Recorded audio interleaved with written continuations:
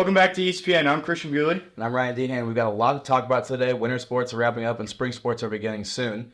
So I'll get right into it. Swim and dive for the boys. They finished second this year at state, falling, unfortunately, once again to in-state rivals Blue Valley North. It was a great season for the guys. A lot of boys made some really good state cuts, and it was good for them to finish second.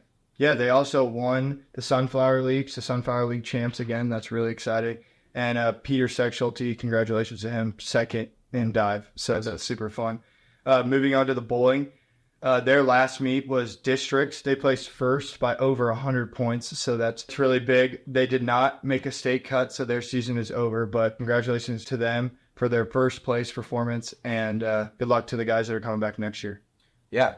So for wrestling, on the girls' side, Sylvia Morsting is going to be wrestling the 125-pound weight group, and she is the only girl going to state. She went to state last year, and I think there's definitely some good things coming from her. Only a junior, so she has next season as well, but I think this year at state she's going to make a mark for sure.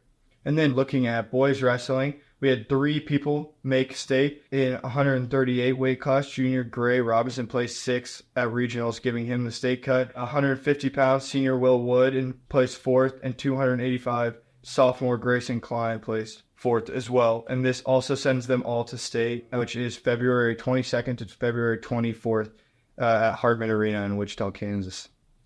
Yeah, so moving on. Basketball, the girls, they face Olathe West, who is 11-1 today. It's going to be a tough game for them. Olathe West, obviously very talented. And then on Friday, they will play rivals Shawnee Mission South, who has one loss this season to Bishop Miege. But the girls have been playing very well.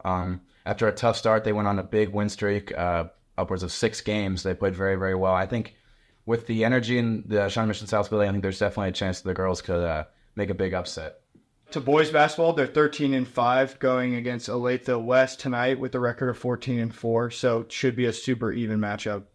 Yeah, Olathe West is very good. They've been good at home. Obviously, the Lancers, most of their losses, besides a couple, have been on the road, so it's going to be an interesting game for sure, but I think it's going to be pretty evenly matched. Yeah, for those wondering at home, the boys basketball team 9-3 at home and 4-2 away.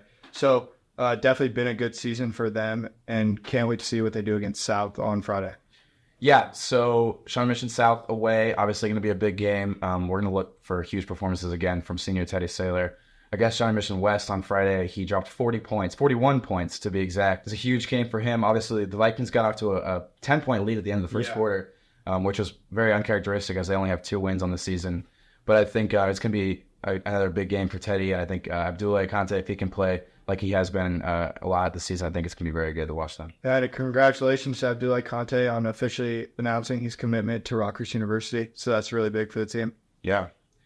Next episode, we're going to cover spring sports as the season begins. We'll see you next time.